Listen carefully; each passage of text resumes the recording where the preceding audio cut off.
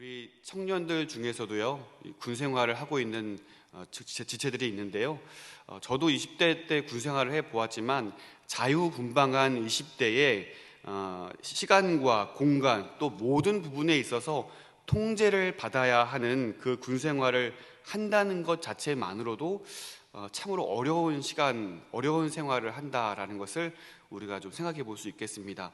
그런데요, 군 생활이 너무나 괴롭고 힘들다고 하여서 나도 개인 생활이 필요하니 내 시간을 갖겠다라고 한다면, 그래서 모든 훈련을 참여하지 않고 그저 혼자만의 시간을 보낸다면 그거 어떻게 될까요? 다른 사람들의 말이 듣는 것이 힘드니 이제 나는 내 멋대로 하겠다라고 하여 상관의 명령에 복종하지 않는다면 어떻게 될까요? 내 몸이 너무나 힘드니까 나는 더 이상 훈련에 참여하지 않겠다라고 하여서 모든 것을 이 군인이 거부한다면 그가 어떻게 될까요? 몇 년 전만 하더라도 영창이 있어서 그 군인 안에 있는 군대 안에 있는 교도소에 들어가게 되는데, 요즘에는 영창이 폐지되고 군기 교육대로 보내진다고 하더라고요. 그러니까 군인답지 못한 군인을 제대로 된 군인으로 만들어주는 그런 단체로 보내서 교육을 강화한다라고 합니다. 어쨌거나 중요한 것은 군인은 군인다워야 한다는 것입니다. 오늘 이 본문에 등장하는 이스라엘 백성들에게도 이 군기 혹은 소속감이 너무나 필요했던 것 같습니다. 400여 년간 애굽의 노예로 살아오던 이스라엘을 하나님께서 기억하시고 그들을 건져내셨죠. 그리고 그들은 언약을 이루실 하나님의 신실함에 따라 적과 꿀이 흐르는 약속의 땅 가나안을 향한 여정이 그렇게 시작이 되었습니다. 그 여정의 시작으로 이스라엘에게 필요한 것은 무엇이었을까요? 말씀드린 대로 소속감이었습니다. 우리는 어디에 속해 있는가? 우리는 누구인가? 마치 군인들이 아침에 일어날 때마다 군인 복무 신조를 암송하면서 외우면서 그들이 군인다운 삶을 시작하듯이, 영위에 나가듯이 이스라엘에게는 하나님의 백성으로서의 소속과 신분이 필요했습니다. 그래서 이 레위기 말씀을 통해서 이스라엘에게 새로운 삶의 방식을 하나님은 그들에게 요구하고 계시는 것입니다. 그것은 이스라엘을 올가매고 통제하기 위한 도구가 아니라 자신이 누구인가를 기억하게 하기 위함이었습니다. 하나님의 전적인 은혜로 구원받은 이스라엘은 더 이상 과거의 노예의 신분도 아니요, 또다시 그 무엇인가의 노예로 전락하여 살아갈 수 없는 존재가 되었습니다. 그 이유가 무엇일까요? 오늘 본문 2절 말씀 보도록 하겠습니다. 2절입니다. 너는 이스라엘 자손에게 말하여 이르라. 나는 여호와 너희의 하나님이니라. 아멘. 너희의 하나님, 그분이 누구시라고요? 여호와 하나님이라 말씀하고 있습니다. 천지를 창조하신 전능한 하나님께서 그들의 하나님이 되어주셨기 때문입니다. 그러므로 이스라엘은 하나님께 속하게 되었으므로 하나님 백성다운, 특별히 거룩하신 하나님 백성다운 삶을 살아가게 되었다는 것이죠. 3절과 4절 말씀도 보겠습니다. 너희는 너희가 거주하던 애굽 땅의 풍속을 따르지 말며 내가 너희를 인도할 가나안 땅의 풍속과 규례도 행하지 말고 너희는 내 법도를 따르며 내 규례를 지켜 그대로 행하라. 나는 너희의 하나님 여호와이니라. 아멘. 사랑하는 성도 여러분, 누가 하나님께 속한 하나님의 백성인가요? 지금까지 규례로 주신 거룩한 생활 양식을 따르고 그대로 지켜 행하는 자들이야말로 하나님의 백성이요, 하나님께서 그들의 하나님이 되실 것이라 라고 하나님께서 말씀하고 계십니다.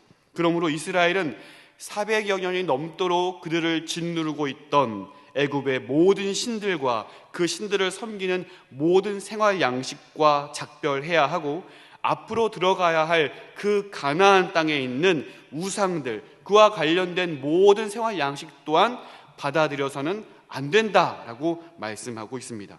특별히 가나안 역시 성적인 부도덕과 우상 숭배로 가득한 사회였음을 알 수가 있습니다. 그와 같은 이방의 악한 관습과 문화를 거절하고 하나님의 거룩하심과 같이 신자들은, 이스라엘 백성들은 거룩한 삶의 방식을 쫓아 행해야 했다는 것입니다. 그것이 언약 백성들의 본분이었고 사명이었습니다.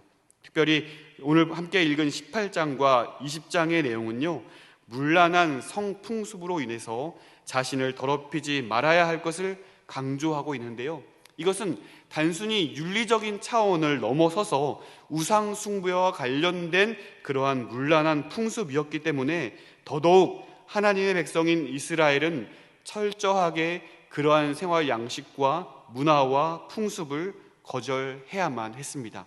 그래서 6절부터 우리가 함께 읽은 18절까지 말씀 계속해서 이어지는 것들이 어떤 내용이냐면 성범죄에 관련된 내용들이에요. 특별히 근친상간으로 이어지는 성범죄에 대한 조항들이 쭉 이어지고 있는데요, 이러한 조항들을 크게 세 가지 그룹으로 나누어 볼 수 있겠습니다. 먼저 6절부터 11절까지 말씀을 보시면요, 직계 간에 이루어지는 성범죄의 금지 조항에 대해서 말씀하고 있습니다. 직계 가족은 부모, 자매, 딸을 포함하죠. 가장 먼저 다뤄지는 대상은 바로 어머니입니다. 어머니를 대상으로 하는 성범죄는 아버지의 하체를 드러내는 죄로 여깁니다. 여기서 하체라는 단어 원어를 보면 벌거벗음이라는 의미를 가지고 있거든요. 나아가 8절에서는 아버지의 첩이거나 또 어머니가 죽은 이후에 다시 재혼하는 경우도 동일한 죄로 여깁니다. 여기서는 아버지의 아내라고 표현하고 있어요. 마치 우리가 이 상황을 좀 떠올려 본다면 야곱의 아들 루벤이 아버지의 첩인 빌하와 동침하는 사건이 바로 이 규례에 해당될 것입니다. 또 9절에서는 아버지의 딸 혹은 재혼한 어머니의 딸과의 성관계도 분명히 금지하고 있습니다. 특히 애굽에서는 이 남매들 간의 결혼이 흔히 일상적으로 벌어지는 일이었기 때문에 400여 년 동안 그들의 문화와 함께했던 이스라엘로서는 이것을 분명히 경계해야 하고 버려야 할 관습으로 주어졌습니다. 10절에서는 손녀나 외손녀에 대해서도 범해서는 안 된다라고 명령하고 있어요. 이것은 곧 자기 자신을 범하는 일이라 라고 말씀하고 있습니다. 두 번째 그룹은요, 12절부터 14절까지 내용인데요, 부모의 형제 자매 간의 성범죄를 금지하고 있습니다. 삼촌, 이모, 고모, 주로 삼촌에 해당되는 부분입니다. 특별히 12절과 13절을 보시면 각각의 아버지의 어머니의 살붙이라고 표현함으로써 고모와 이모가 실질적으로 혈연관계에 있다는 사실을 분명하게 강조하고 있습니다. 그리고 마지막 세 번째 그룹은요, 15절부터 18절까지 내용인데요, 인척간의 성범죄의 금지에 관한 조항을 언급하고 있습니다. 우리가 결혼을 하게 되면 가족 간의 관계가 형성이 되는데요, 형수, 제수, 며느리 등이 그에 해당될 것입니다. 며느리를 범하는 것은 곧 아들의 하체를 범하는 것이다 라고 얘기하고 있습니다. 또 형수나 제수를 범하는 것은 형제 하체를 드러내는 일이기 때문에 금지해야 할 죄악으로 여겨집니다. 또한 17절에서는요, 아내의 직계 가족이 포함됩니다. 아내의 딸, 손녀, 외손녀, 또 아내의 자매들입니다. 결혼을 통해서 아내와 한 몸이 되었기 때문에 이들을 범하는 것은 곧 아내의 수치를 드러내는 일로, 죄악으로 여겨져서 이 모든 것을 금지하는 조항으로 분명히 못 박아 두고 있음을 보게 됩니다. 마지막으로 18절 말씀 보시면요, 너는 아내가 생존할 동안에 그의 자매를 데려다가 그의 하체를 범하여 그로 질투하게 하지 말지니라 라고 말씀하고 있습니다. 이 상황과 딱 맞아 떨어지는 상황은 아니지만 야곱이 라헬을 위해서 7년을 수일처럼 여겼다라고 말씀하고 있어요. 그처럼 라헬을 사랑했기 때문에 삼촌 라반의 그런 조건에 의해서 열심히 7년간 봉사합니다. 하지만 삼촌 라반의 계략에 넘어가서 그가 얻게 된 것은 라헬이 아니라 그의 누이였던 레아였죠. 속아서 레아와 결혼하게 된 것입니다. 하지만 라헬을 얻기 위해서 또 7년간을 그토록 열심히 일을 하게 되죠. 분명히 야곱은 자신의 이 성욕을 채우기 위해서 레아를 얻은 것이 아니었어요. 하지만 분명한 사실은 이러한 상황들로 인해서 한 남편과 이 자매들 간의 이 아내들로 인해서 극심한 질투가 그의 결혼 생활 가운데 벌어졌던 것을 우리는 성경을 통해 볼 수가 있는 것입니다. 오늘 이 사건을 사건에 대해서 얘기하고 있는 거예요. 그로 질투하게 하지 말지니라. 이미 자연스럽게 행해지고 있던 그러한 애굽과 가나안의 이러한 문란한 성에 대한 풍습은 거룩한 하나님의 백성으로서 따라가야 하고 향유해야 할 문화와는 너무나 거리가 먼 그러한 풍습이었다는 것입니다. 한편으로 그 문화에 살아가야 할 이스라엘 백성들은 한편으로 상당히 위태로운 처지에 임하게 된 것이죠. 그래서 하나님은 이스라엘에게 새로운 삶의 방식을 요구하고 계시는 것입니다. 하나님의 규례와 명령에 순종하는 삶, 그것이야말로 하나님의 통치 아래에 자유를 누리는 삶이요, 세상에 동요되지 않고 천국을 맛보아 누릴 수 있는 샬롬의 삶이라는 사실을 이스라엘은 기억해야 했고, 순종함으로, 기쁨으로 하나님께서 제시하는 이러한 규례에 순종해야 하는 것이 그들의 사명으로 여겨지게 되었다는 사실입니다. 이를 염두에 두고 우리 5절 말씀 한번 읽어볼까요? 5절 말씀은 한 목소리로 읽겠습니다. 너희는 내 규례와 법도를 지키라. 사람이 이를 행하면 그로 말미암아 살리라. 나는 여호와이니라. 아멘. 사랑하는 성도 여러분, 하나님의 말씀을 순종한다는 것, 하나님의 명령을 지키고 따른다는 것은 또 하나의 올무가 아니요, 또 하나의 구속조항이 아니요, 오히려 우리를 살게 하시는 하나님의 은혜임을 기억하시기를 바랍니다.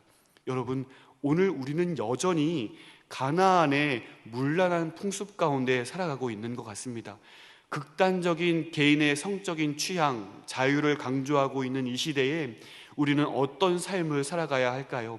세상의 문화를 향유하여서 극단적으로 이런 개인의 자유를 극대화하여 살아가는 이러한 시대 가운데 우리는 무엇을 기준 삼아 살아가야 할까요? 그것은 여전히 우리에게 유효한 기준으로 주어진 하나님의 말씀을 지키며 순종하는 삶이야말로 하나님의 거룩한 백성다운 삶을 살아가는 일일 줄로 믿습니다. 그러한 삶을 살아갈 때에 하나님의 은혜와 하나님의 크신 사랑이 우리의 삶 가운데 놀랍도록 경험될 줄로 믿습니다. 그러므로 이러한 세상의 문화 속에 살아가면서 우리의 소속을 기억하기를 바랍니다. 사랑하는 성도 여러분, 여러분은 누구입니까? 여러분은 누구에게 속해 있습니까? 여러분은 어떤 존재가 되었습니까?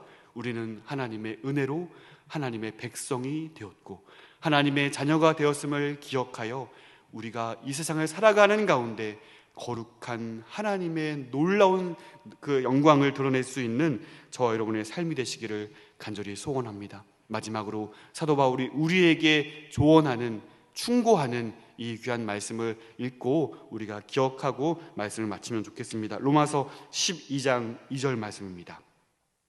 너희는 이 세대를 본받지 말고 오직 마음을 새롭게 함으로 변화를 받아 하나님의 선하시고 기뻐하시고 온전한 뜻이 무엇인지 분별하도록 하라. 아멘.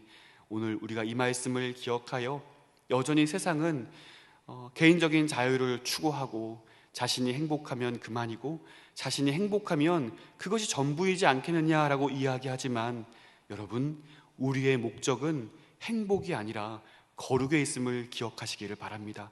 그것은 하나님을 닮는 삶이요, 하나님의 거룩을 드러내는 삶이요, 하나님의 영광을 드러내는 삶을 기억하고 오늘도 하나님의 명령에 순종하여 하나님의 크신 뜻을 우리의 삶 가운데 드러낼 수 있는 저와 여러분의 삶이 되시기를 주님의 이름으로 축원드립니다.